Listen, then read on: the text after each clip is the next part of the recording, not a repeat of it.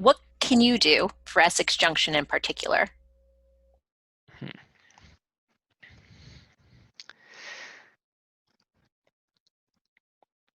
So I think for Essex Junction in particular, keeping the businesses that we have here um, working, keeping the places that we have in our community that people turn to for help and for assistance, um, funded, is going to be important, incredibly important for Essex.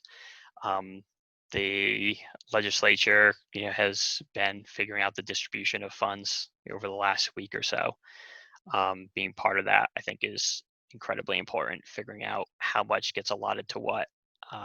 Our select board chair, Elaine Haney, has spoken quite a bit about how she doesn't think that the amount allotted for businesses is enough, because there are so many who are losing out on so much revenue that the system is going to be kind of overwhelmed by the amount of requests that they're going to get.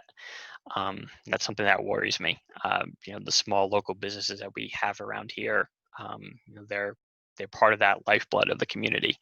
So what I think I can do for Essex is, again, I'm going back to that experience of being on the select board, being on the school board, seeing how those two budgets intertwine, and then how so many of the residents of Essex are employed by the school system. So many residents of Essex Junction are employed by someone like Global Foundries.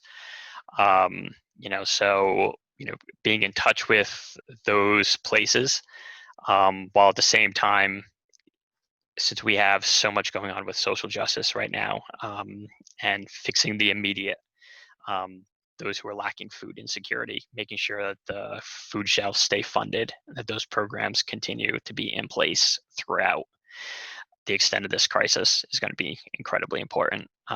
Certainly something that as select board members, we've been really worried about and keeping our eye on. We have expended some funds that was surplus to sort of give money to those charities. We'll kind of look at things a little bit further on as well.